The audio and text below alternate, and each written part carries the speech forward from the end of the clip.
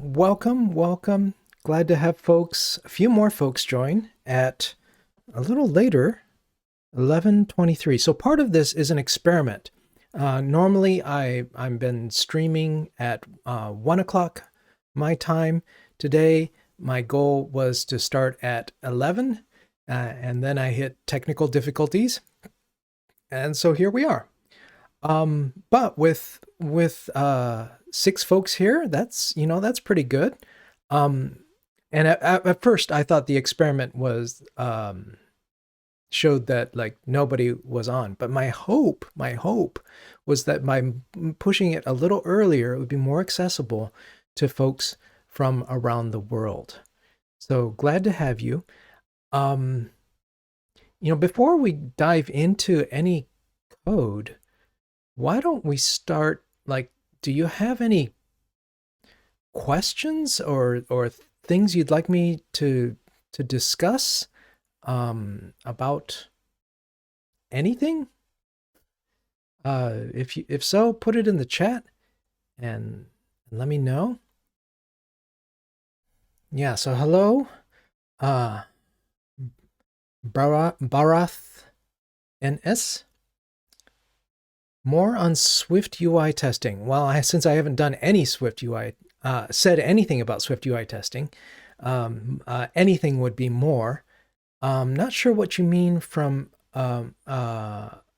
adaptability. So this, I've only done like 1 week of SwiftUI.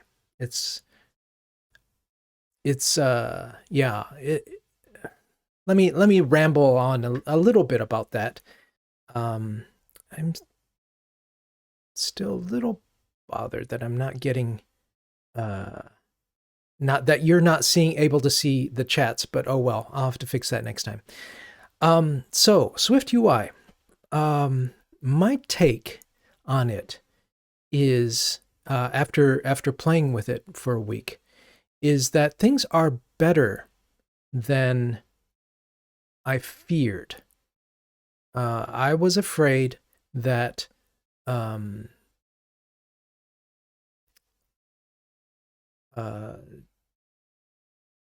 was afraid that SwiftUI would effectively box out any sort of effective unit testing, because Apple has given it no thought or support.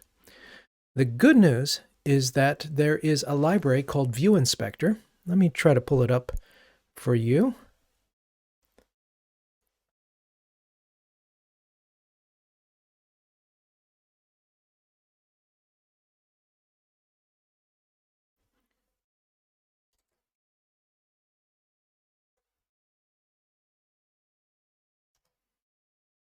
View Inspector, and I'll pop this in the chat here.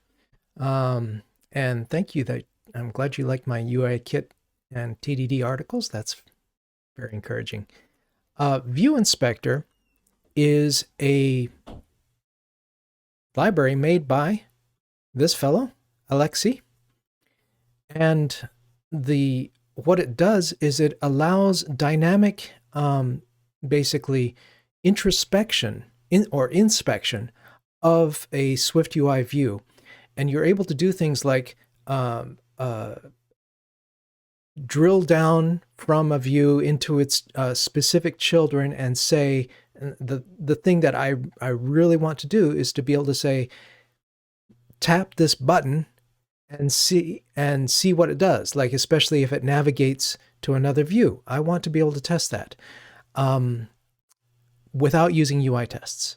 So View Inspector makes this possible. The good news is that it exists. The bad news is that it is supported by one person outside of Apple. And SwiftUI itself is still a fast-moving target. So Alexei has to basically keep up. And View Inspector is not it doesn't have everything in SwiftUI available to it yet.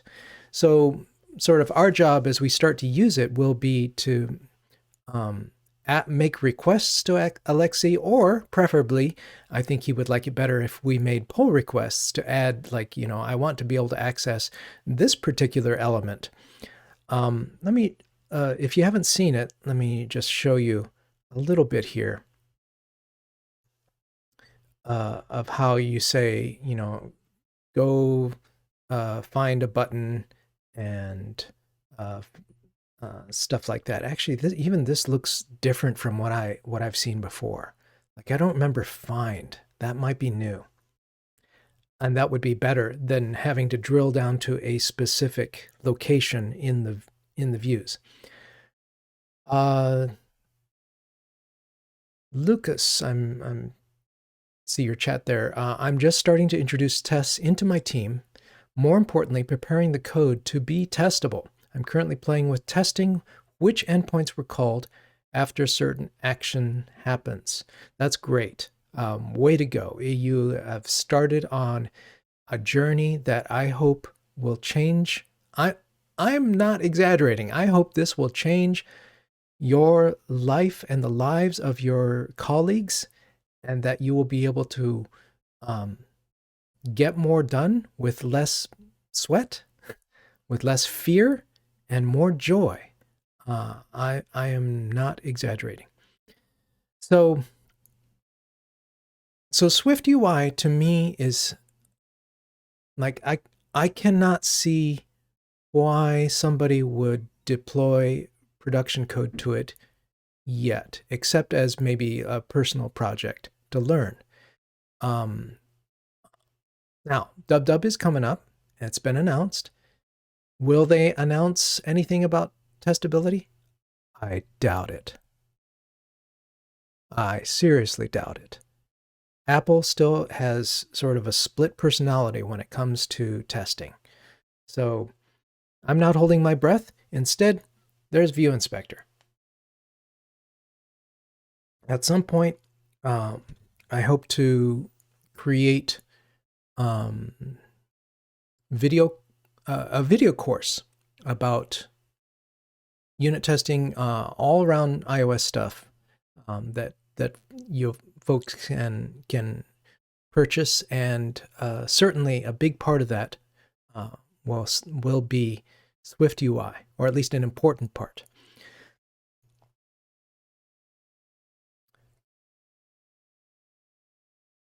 So, great question there.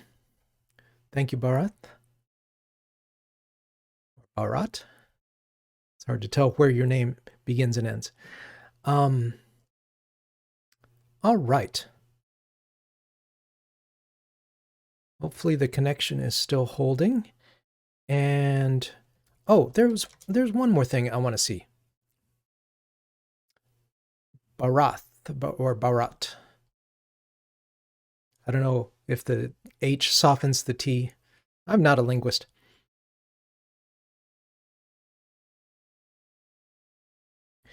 Professional announcement is that you know me from quality coding. I got it right. Yay. You know me from quality coding, where I've been doing, putting out content, also providing training and coaching for teams. But to date, this has been a side gig for me. My big professional announcement is that I have joined Industrial Logic as one of their coaches. Industrial Logic is a 25-year-old agile training and coaching company. I've been following them for some 20 years now. And so I'm super excited for my career to change from individual solo developer to coach, where now, as for my full-time job, I get to help other teams from wherever get better at agility. And let me explain what Industrial Logic means by agile, because there's all kinds of agile in this world, and a lot of it is just crap, or at best, not very useful, not very helpful. Um, what we mean is extreme programming and lean. Uh, so the stuff that I've been teaching, test-driven development, refactoring, unit testing, um, and other things around um, sort of lean ideas like story slicing, rapid delivery. All these things are what industrial logic does. So if your company is looking for a leg up in agility, for help to get further grounded, please consider our services. We also have e-learning stuff. I've yet to go through, but I'm excited now that I'm an employee, I have access to all the e-learning stuff, so I can check out all the different modules about different online training. So that is my big announcement there.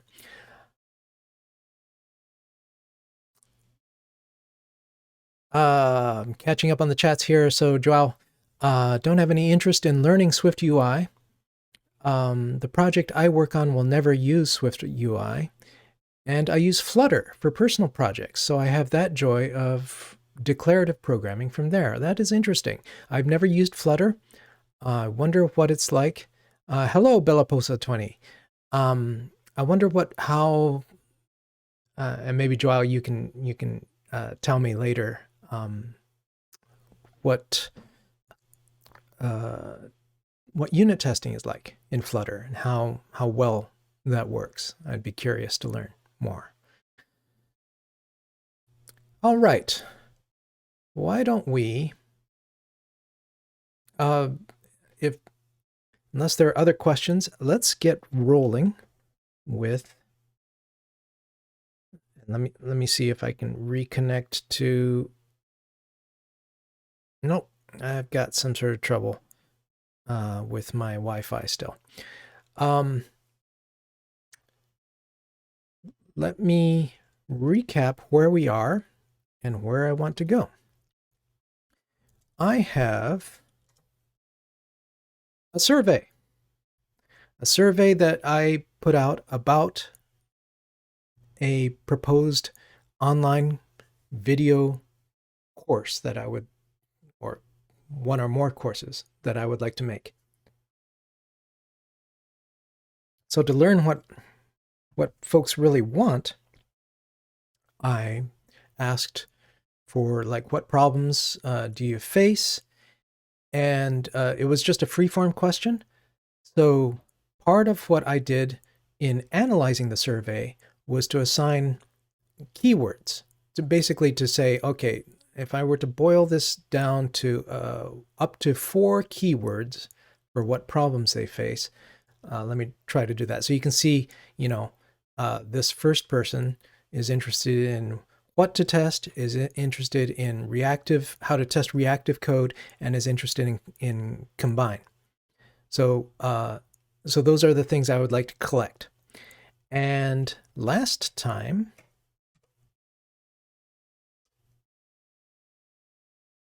we started to do tests of, where is it? Here we go.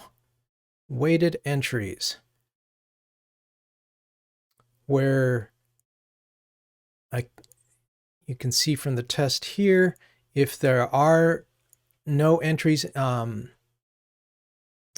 if there are no problems, that is nothing that I've put out here, for example, all these empty blocks, then that would be empty, and so you can end up with an empty problems array. Here's a thing with 1 entry, and here's one with 4 entries. So I was able to do that last time. It did leave the code in kind of a mess. Oops, let me go back. So this is the code that we got to. By the way, I'm using app code, as I always do, if you're wondering what the heck this is. And this is starting to get messy. There are things I don't like about it. One is that this at first, the initializer was very simple, but as I've started to add more more properties, let me get rid of that, and it's starting to like here through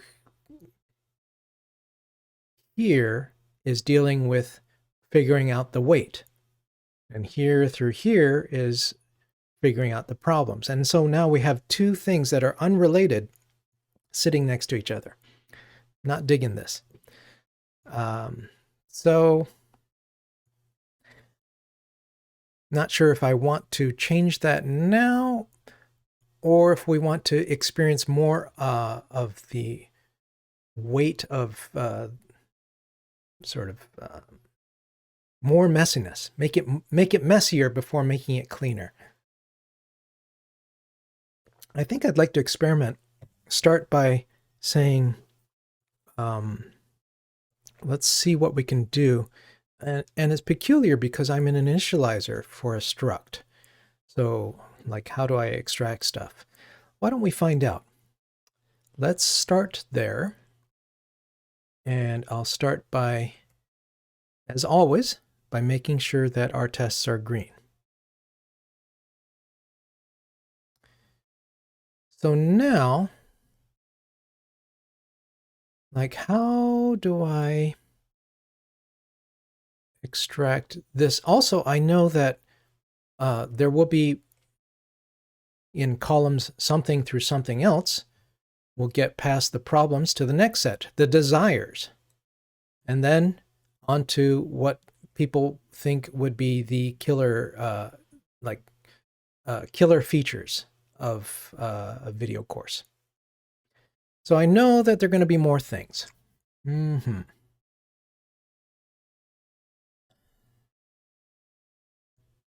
How to do this?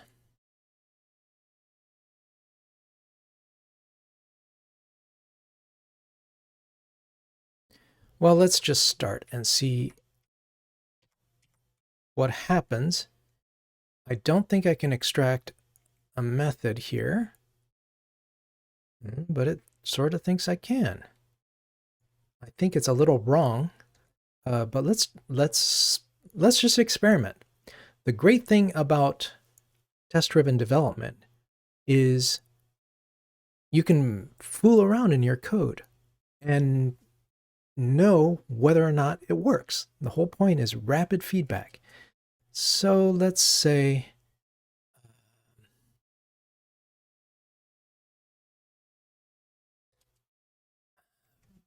extract problems. That may or may not be a good name. Let's see. And I'm not even sure if this is going to work because I'm calling something from an initializer, but can it be a method when we're not done initializing yet? I don't know. Let's find out. The tests will tell us the truth. The tests say yes, much to my surprise.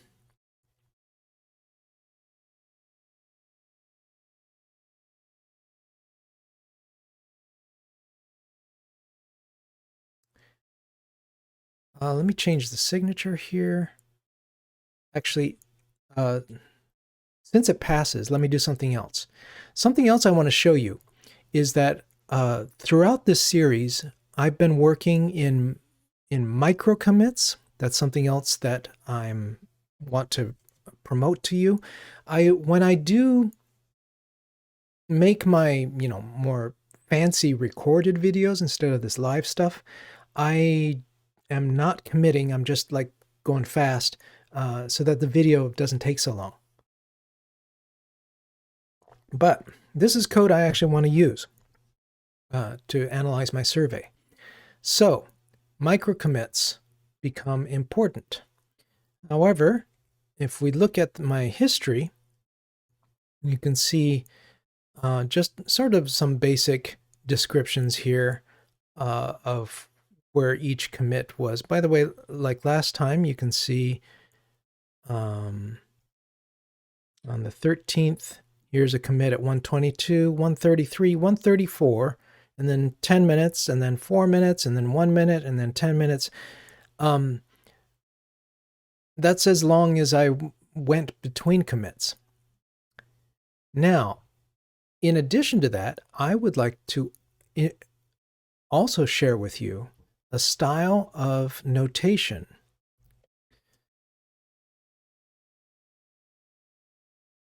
called Arlo's commit notation. The idea behind Arlo's commit notation, and let me put this in the chat,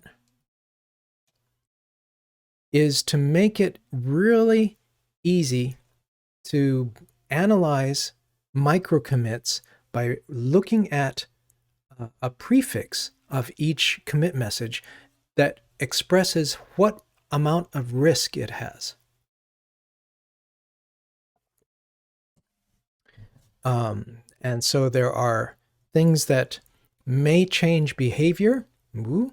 There are low risk things, and there are dangerous things.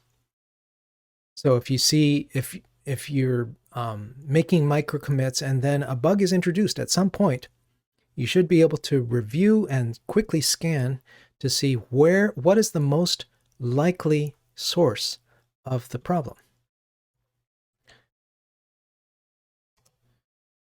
So here I did just an automated refactoring.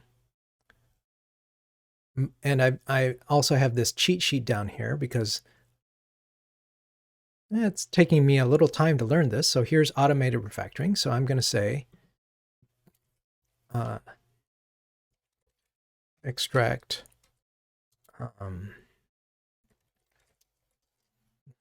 function to get problems. That's good enough. And that should commit in there. There we go. So now we can see that that was an automated refactoring because of the A, and is therefore less likely to be a problem. That is the idea behind Arlo's git notation. I mean, commit notation. It can be used with git or anything you want. So there's extract problems. There's also like all this stuff. I want to set the, oh, maybe this is why it worked. It's a var initially set to an empty array, and then I override it. Like, what happens?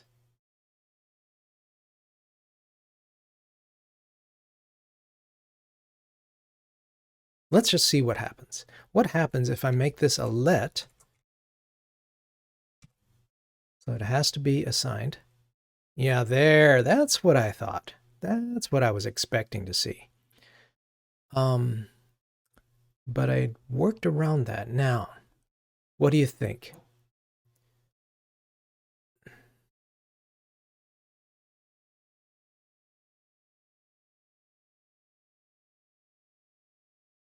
My gut says I ought to really, be swifty and try not to let things mutate if I can help it. So I should be able to do this by changing this to a static.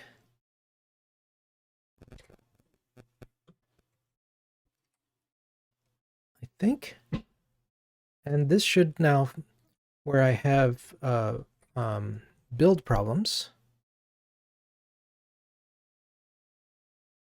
this should now fix that. There we go.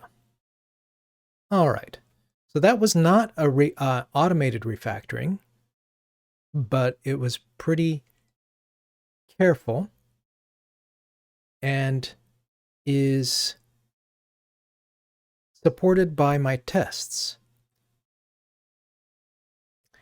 And since it's less than 8 lines, I'm going to say that's a capital R change. Not I don't want to, it's not that I change extract problems to static. It's that change problems, or make problems immutable.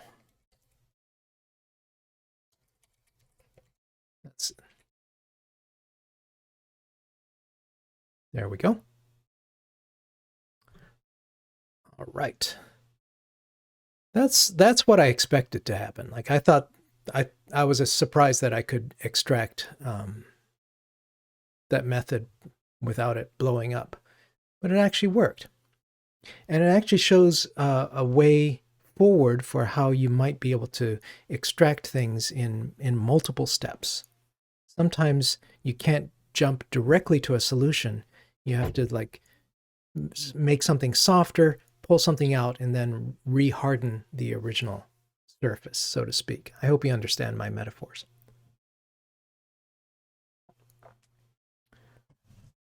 So that's extracting problems. I would also like to extract the weight. And I don't know. Again, let's see what happens.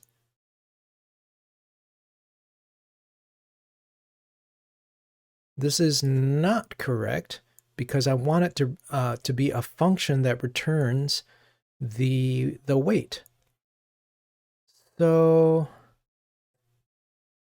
let me extract this as a variable, call it I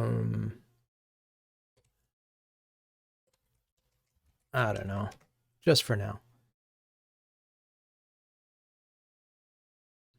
So that's an automated extraction, and then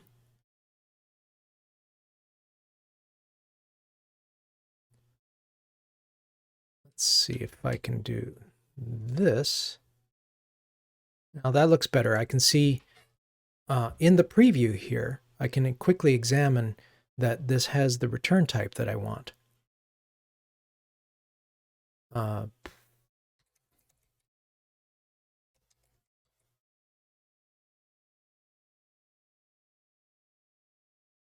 expect this will actually not compile for the same reason that we had that I had to make this static. Yep, there it goes.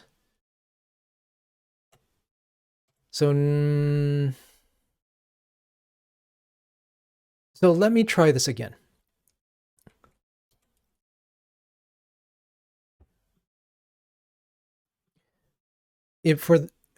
Normally I would probably like fix it forward and take a little larger step, but I'm here in part to demonstrate principles to you, especially if you're working on, oh, that didn't work.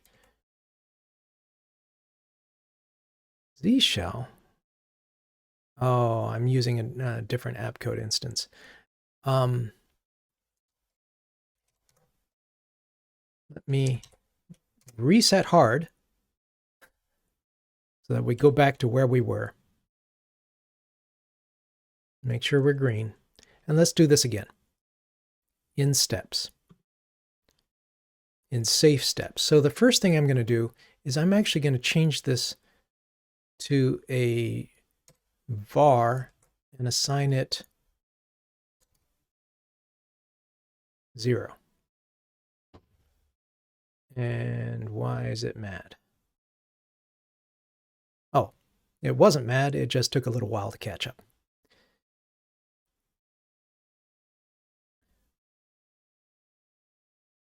So I'm going to do what I described. Do this in steps to minimize the risk. So that introduces some risk. I'm going to say this is, but you know, the test passed. So I'm going to say this is a refactoring to make weight mutable.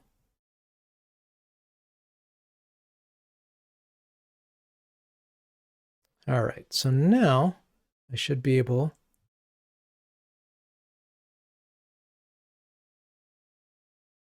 if I say this, that still doesn't give me the signature I want. So let's extract a variable.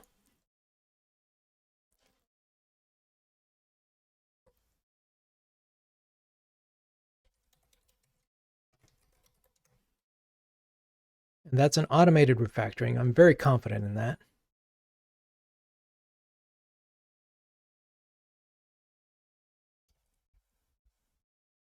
Yeah, I'm not going to check this in quite yet. Actually, I will, just to be really pedantic.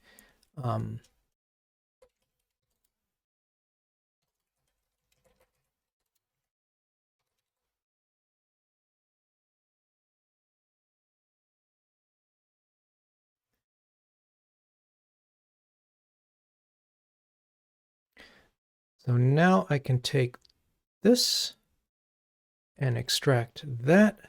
Hey, that's not quite right. That, there we go. I'm checking the return type. And so this will be extract weight.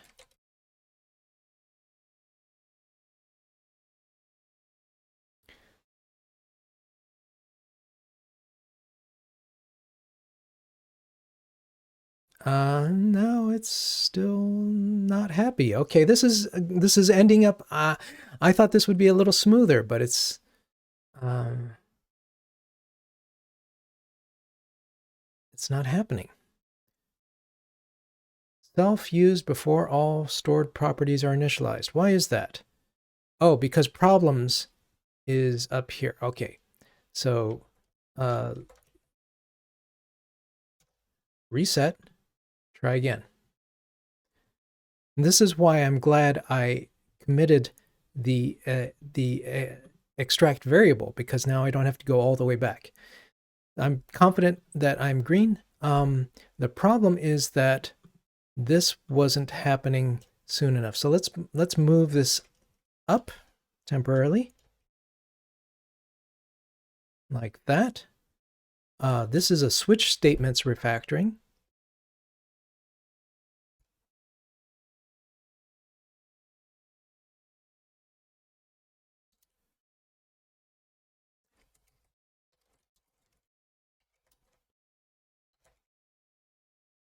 So I'm initializing the problem sooner so that I should now be able to,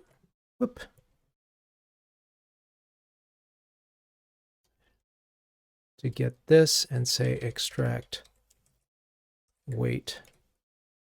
And this time it should work.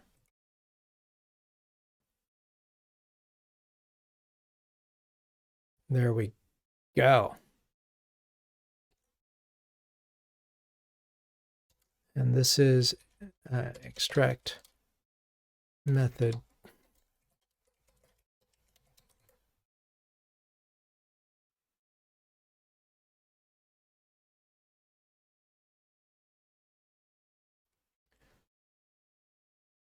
All right. So I'm moving in very small steps. Why? Because you saw what happened. I ran into a problem by having a small committed steps, using micro commits.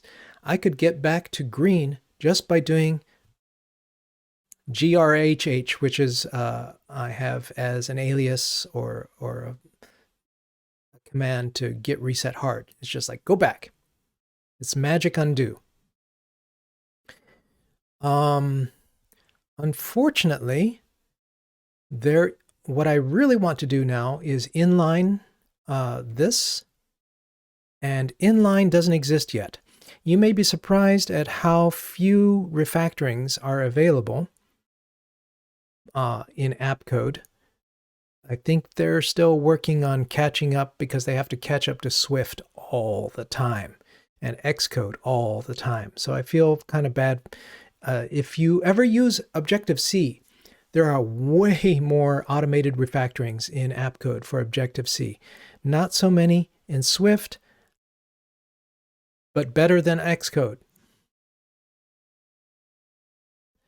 So instead of doing this with an automated refactoring, I am going to do this manually.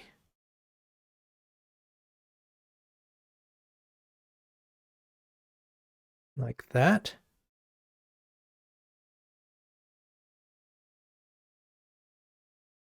And run tests. And that's fine. So it is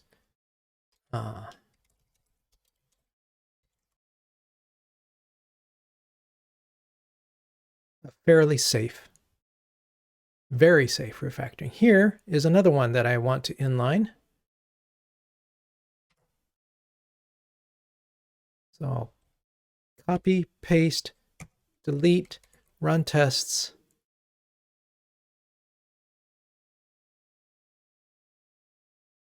And same thing.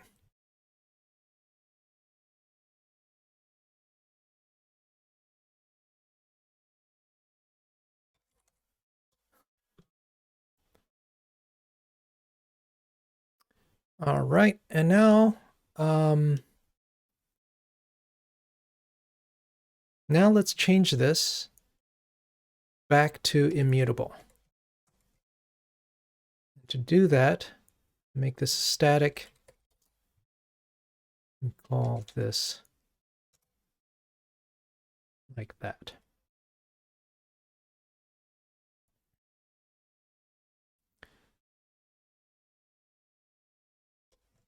Can also reorder these so that they are in the same order as the property declarations. All right.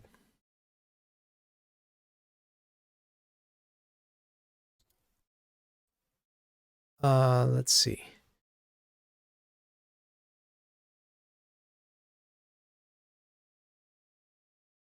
Wait. Something horrible has happened here. Oh, no. I'm like, what's wrong with the history? It's just happens to include the pound statements as comments.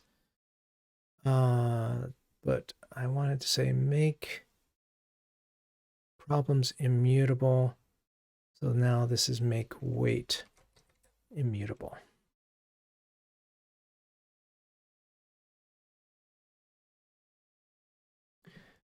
So no additional features yet, no additional functionality yet. Just moving very small, careful steps. And now let's look at the initializer. So you can see it takes the comma separated entries, it breaks them up according to the commas, and passes that to extract weight and extract problems, which then are assigned to these properties. So at least now it's easy to see what does what, and we have some separation.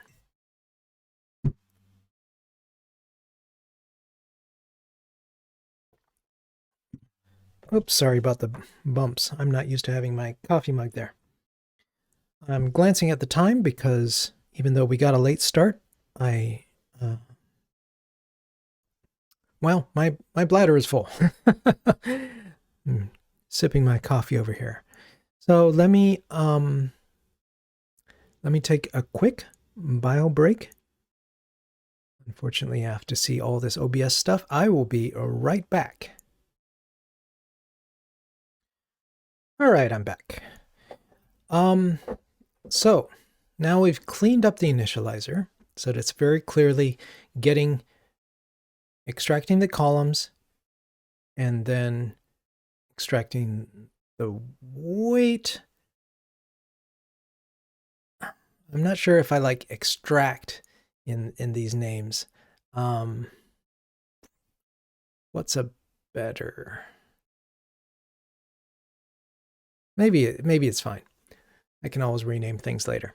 Okay, now let's go on to one more bit of, let's add some functionality. And the next step will be to get, we've got the problems. We want the desires, again, up to 4 columns. So let's do this with tests. Here we've got gather problems into array with 4 problems. Well, let's start here. Let me start by duplicating this one.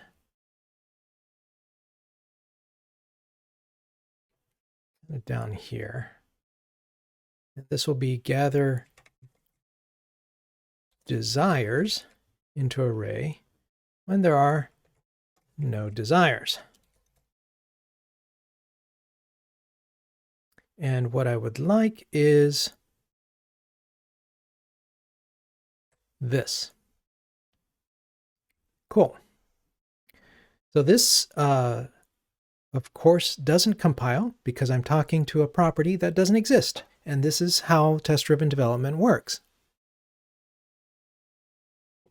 If you haven't seen this, we want to express something in the test and then say, okay, so let's make a property. And let's, just choose a let for now. And this, again, be like problems, an array of strings. So that I think is not enough. It doesn't compile yet because I have to initialize it.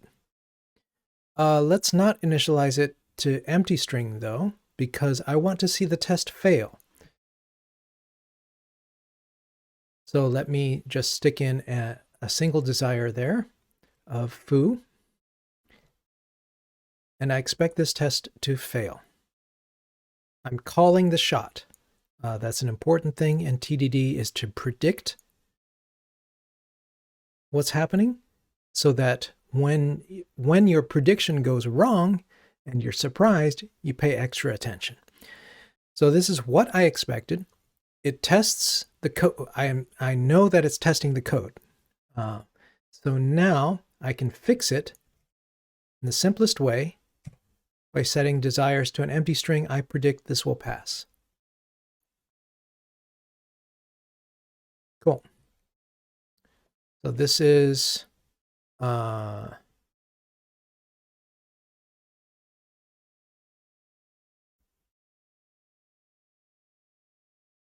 this is a new feature, but it's less than 8 lines.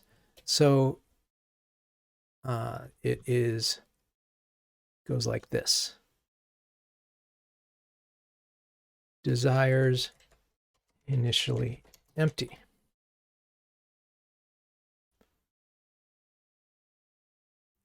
I need to turn off that code analysis on commits. In fact, let me pause for a second and see if I can do that. How is that done? I know there are problems in my template here. There it is. Analyze code. I don't want code analysis every time I commit. And my template, I forget where that's defined. It's complaining, it's giving me warnings about going past the line limit because I have line limits set up. I don't think it's in here. Let's see, is it in here?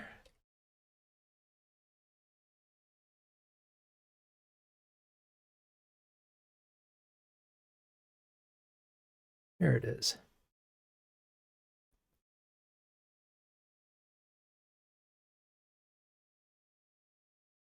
Yeah.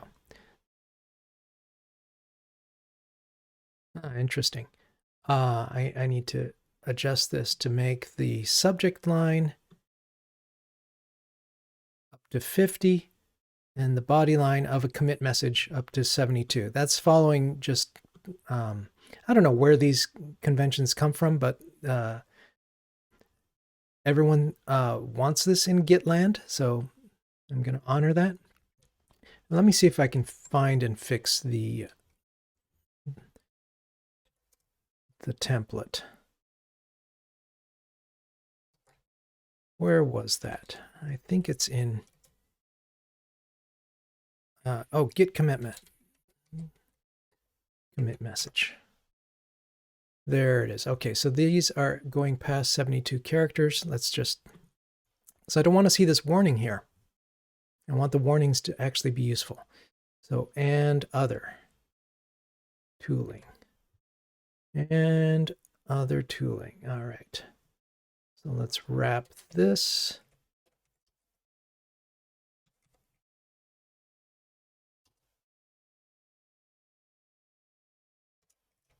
Like that.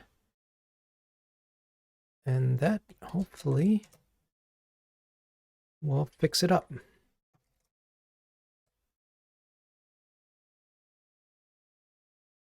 I don't know when it rereads the git commit message. What's changed here?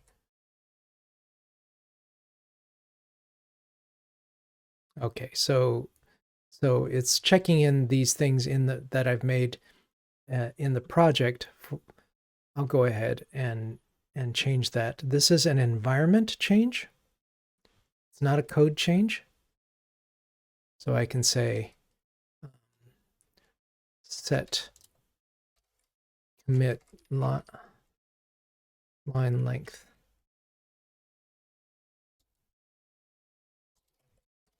warnings.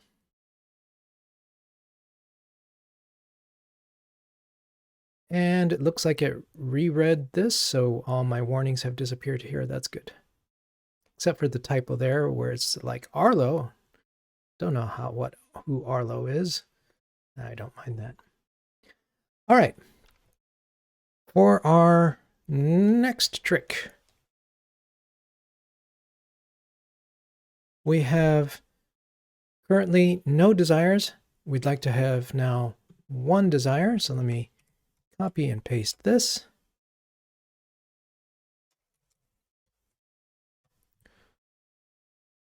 Gather desires into array is sort of not very helpful because array is programmer speak. I'm going to fix that up in a bit.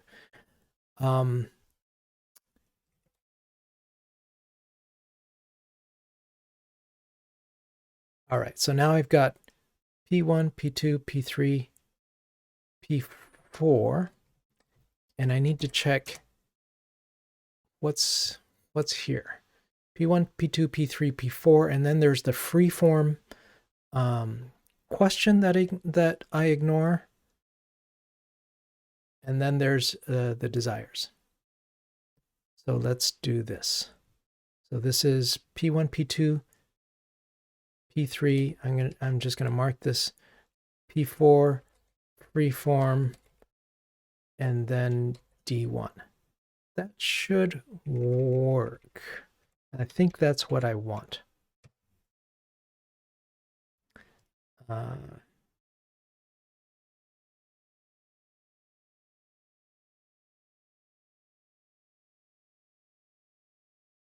It's a little clearer. I removed it and then I thought, now it's getting confusing.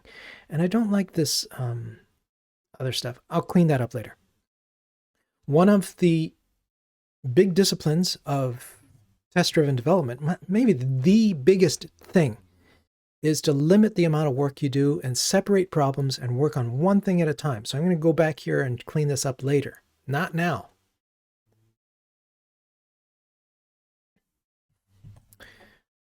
So this should fail.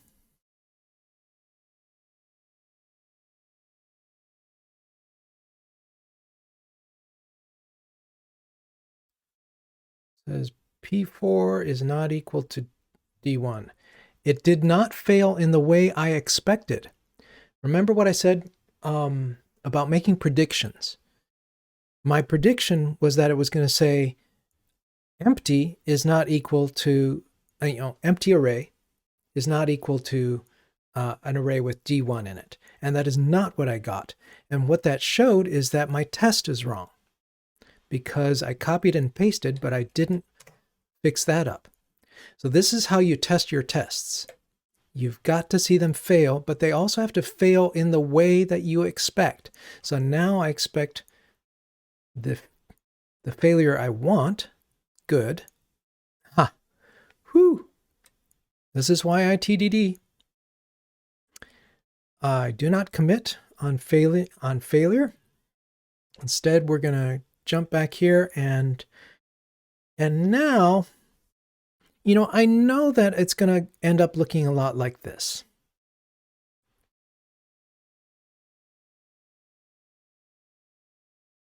But for now, let me just learn what's going on.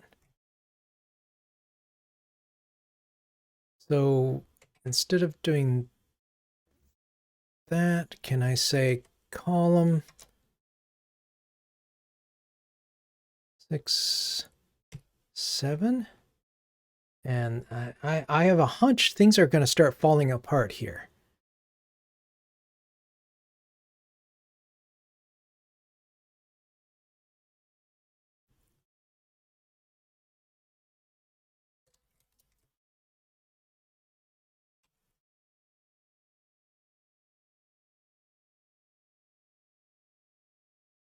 Will this work? I don't like the code, of course, but the question is, does it work? Like, do I have column 7 right? I expect, actually, I don't think I do, because 7 is the freeform desires. It should really be 8. And you see I'm breaking other tests. Woohoo! I expect 1 failure now.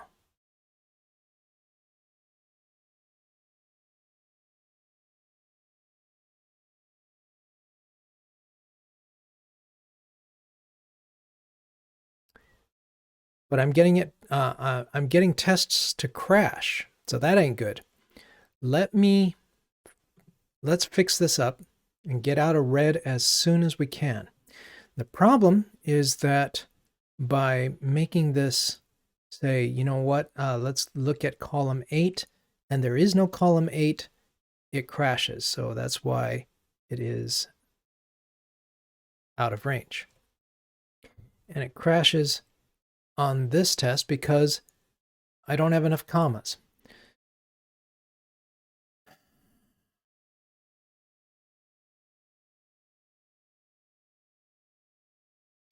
mean, what I can do is just add a bunch more commas. This is getting a little tricky because what we're experiencing is now one test. What was enough to pass one test is now I'm having to go back and clean up other tests. And that's because the input is actually not representative of my full and complete input, because I'm kind of growing the example as I go, and that's okay. So let me just try adding. I don't think this is going to work. Let's add one more. I think this will work. No? Oh.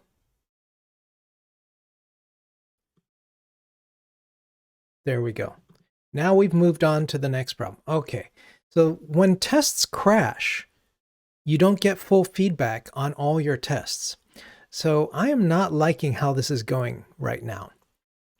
I think I need to back out. Let's do this properly. Back out, back out, back out. Let's go back to survey and reset hard and start again.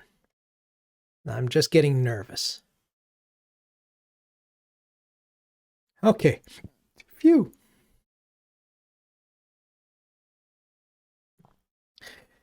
So the problem is that my examples are incomplete and they're changing.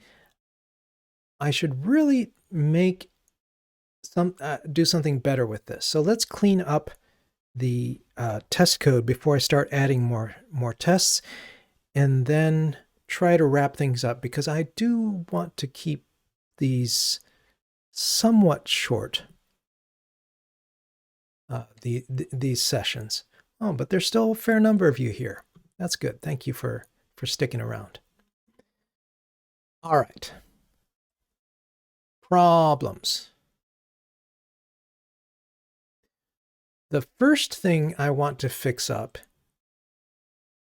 though, was that name. That just bothers me to see array in a test name. It's like, what if we want our tests to be really using the customer's language, that is the domain language, array is not it.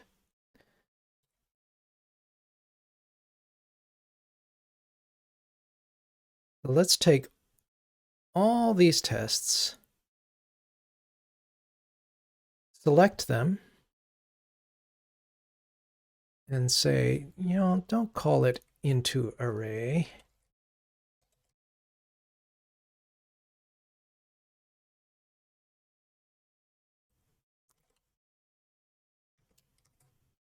There we go, 4 results. Gather problems with one problem. And then with is a little awkward there. I mean, it's the standard form I use, but I think what I want is to say when there are no problems. When one problem, when 4 problems.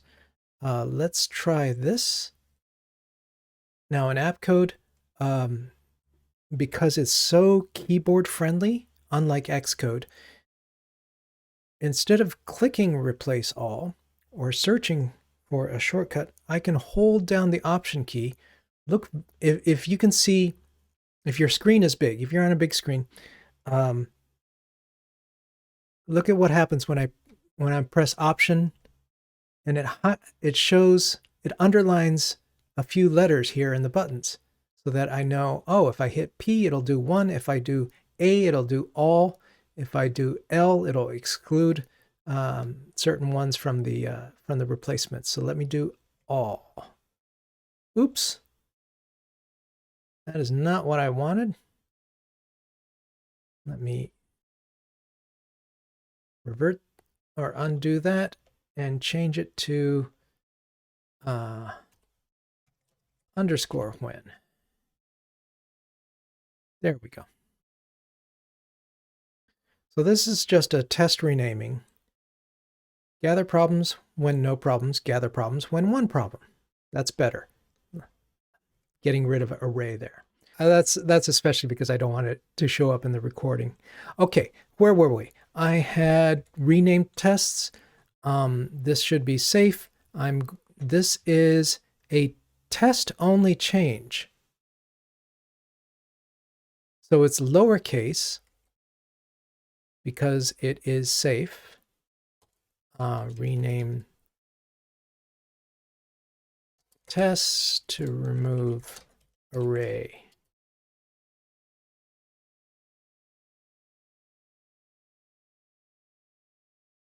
All right, the next problem we want to solve is the inputs. Bum, bum, bum, bum, bum. I kind of want like to say I need an input with one answer. A rift. Spam, spam, spam. If you're not old enough to remember, the reason we call it spam is because of a Monty Python sketch. Look it up. And the poor spam company, like did you know spam is an actual product? Those poor folks. I feel bad for them. All right. So what I want is to make a little helper that like adds, instead of having things be hard-coded all over the place with a varying number of things, and then as I add tests, the number of inputs is just going to, for each test, I'm going to need another input. And I don't want to have to go back and fix them all up. So whenever you feel pain, this kind of pain in your tests, you need to pause and ask yourself, what can I do to make this less painful or not painful at all? And I think what I want is to extract some sort of helper that will create the inputs I need. So let's experiment with that.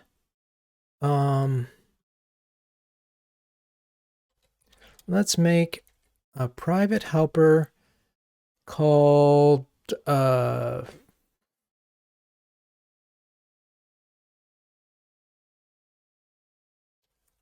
make input that returns a string.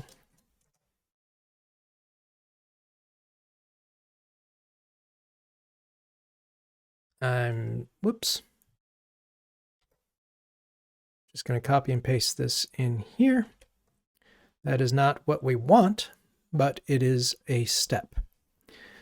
So I essentially want to say, for the problems, do this. For the questions or the desires, do this. I am very reluctant to make a helper that has lots of logic in it. Most of the time, my helpers in test code have no conditionals and no loops. And that way, I'm very free about making them because I don't have to rigorously test them. It comes back to how do you test the test code.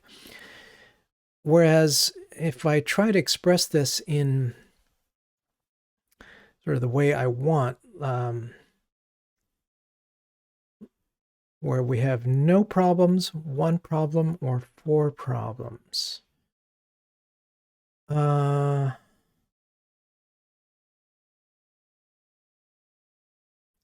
think what I want is to express the problems all together as a single string, like this. And that way I won't, what I don't want is to have, like take arrays of stuff and have to go over and filter and map and blah, blah, blah, and add commas. I just want it to be very simple and straightforward. So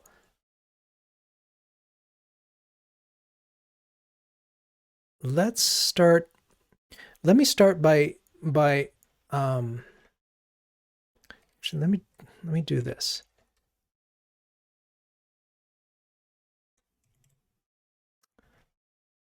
Let's start again. I'm going to take the most complicated string here, extract this, and call it make input.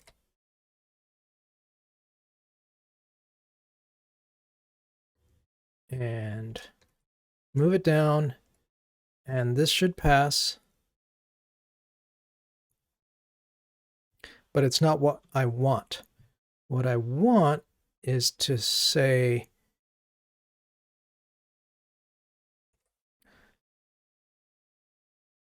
actually, what I want is to have a comma on the end, like that. Let's see if this still passes. Good. And I want to take this. Now let's change the signature. Here we're getting, now let me show off some cool app code stuff. We're going to change the signature. And I'm going to add a parameter. And it's going to be problems. This is going to be of type string. And what's it going to put in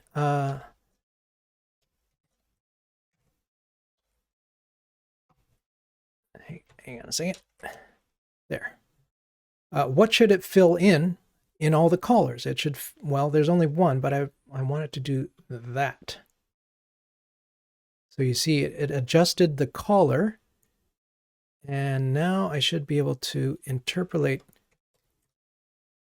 this like that.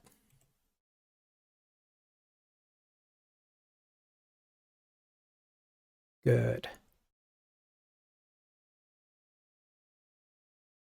And this is not a free-form answer. This is like free-form problems, just for my own documentation. And that should still pass. Okay, so now I have the hardest case. Let me commit this. This is a test-only change. So extract make input. All right, So now I should be able to go back and say something like this, except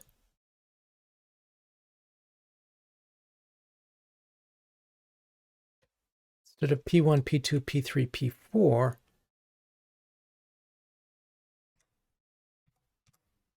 I just want a single problem.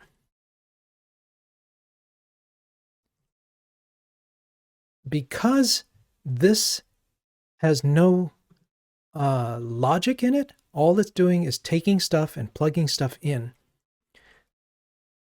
I can do this kind of refactoring just by staying in green. So let me talk about this for a little bit.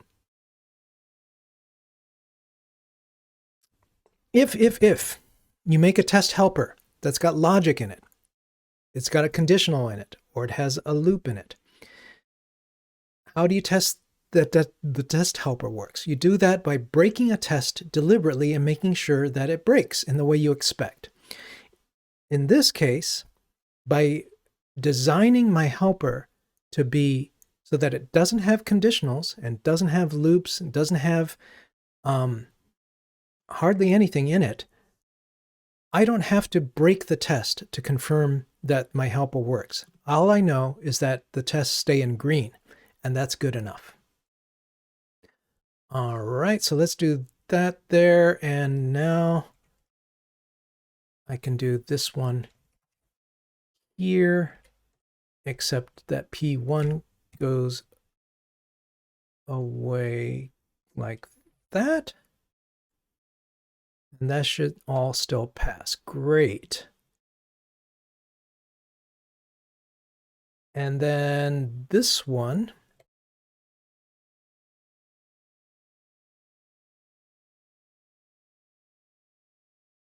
let's come back to this.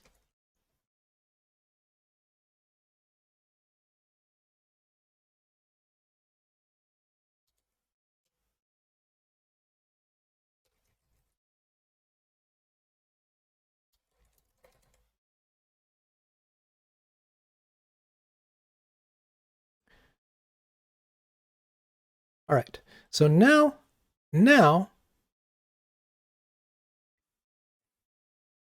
by using a helper, I've ensured that when I go through and it's like, oh no, I need to change the input. Like I need to add more columns now. I only have to do it in one place, and that'll fix up all the tests. So this is a lesson in listen to the pain. Programmers are, in my experience, really good at pushing through the pain and not sort of saying, well, that's just the price of being a programmer. No, it's not. Make your life simpler. And you don't need to justify it to your manager because you're making you're reducing the cost of future activity starting now, right? The payoff for this is immediate for me. So now when I have problems, and I also want to add desires. Here's an interesting thing. I don't want to specify desires in all of these, and I only want to specify desires here. So what I can do is give it a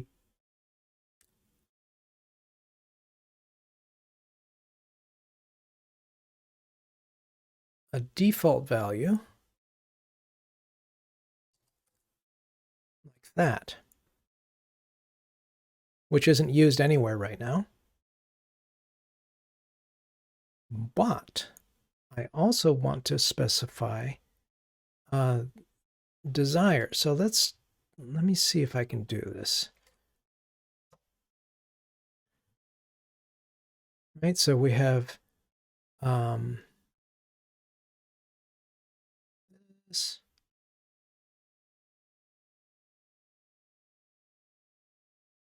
Desires is going to be string. The default value isn't quite like, isn't quite right. I'm going to break this on purpose. Just a little bit.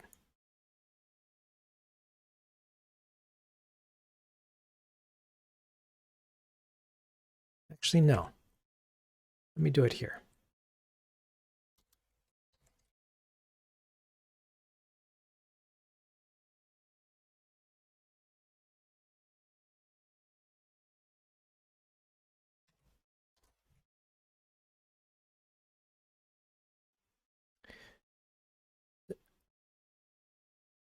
I should be able to say this is free form desires, and then the desires, and I think this will still pass.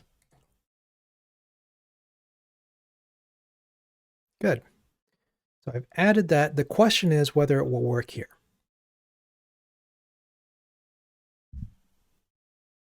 So I want to say with no problems or no desires, I want it to be a lot like that, except instead of problems, I'm going to make it desires. Let's see if this works.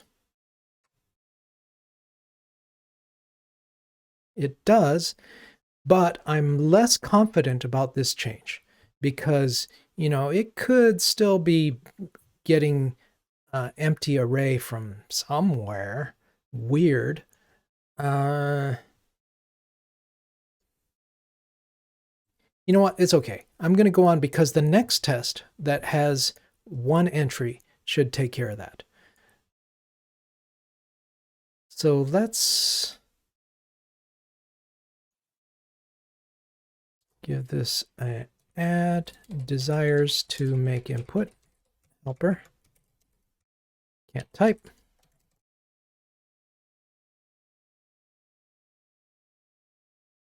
Okay, now I'm ready. Now I'm ready to try one desire. And it's going to look a lot like this.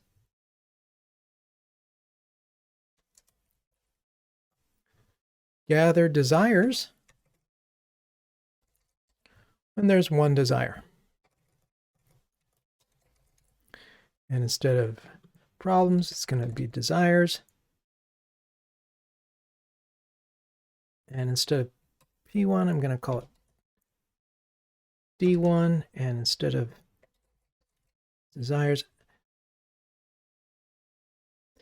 well,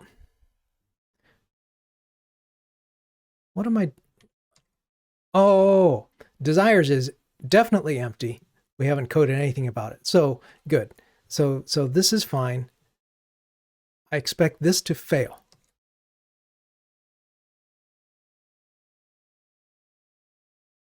Cool. Now, in fact, let me cheat a little bit. Let me break out of the bounds of strict TDD and say, you know what, those rules are there to help me. Because I know that I also want another test for desires.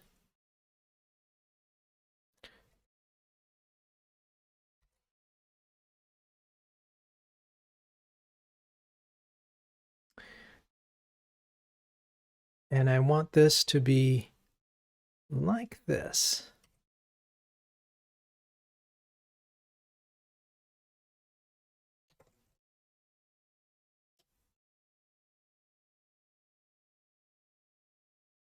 Oops. Hang on.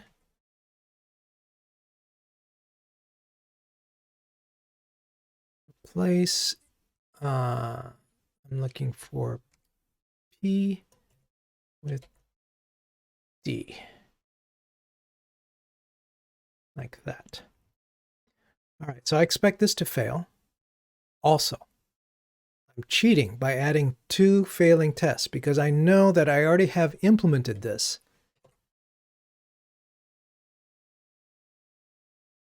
This very thing with this kind of stuff.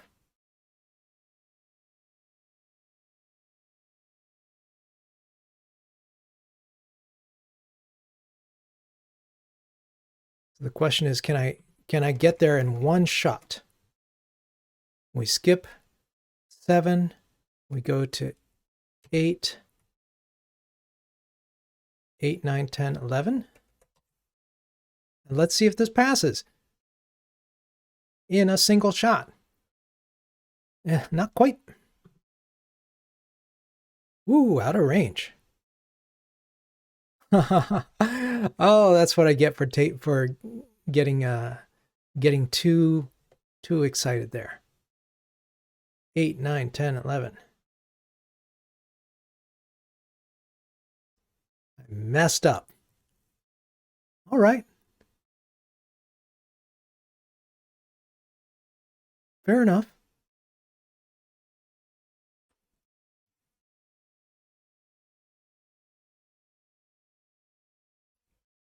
I'll just revert this section here. So much for my, well, can we do it in one shot? The answer is, well, I couldn't. Maybe you could. All right. It is getting late and folks are dropping off. So I think I'll stop here. Thank you for sticking around. And because this has gone on much longer than my normal things, much longer. So I'll probably continue from here. And if you're watching this on, yes, Bharat, go ahead with your question.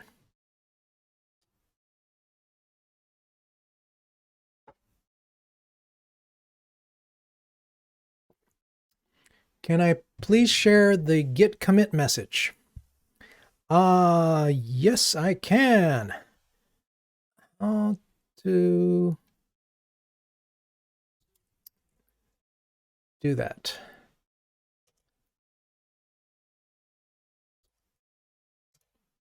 I mean, I can copy and paste this whole thing, but that'll probably mess up Twitch. I can always try. Let me just jam it in here. Bonk. I think Twitch didn't like that. See you, Joe.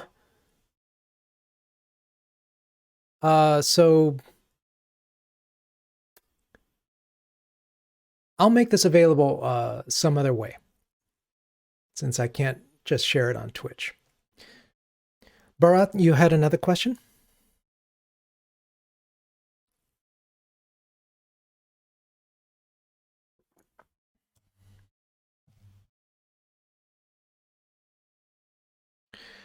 You have set up for parallelized unit tests. The answer is no. And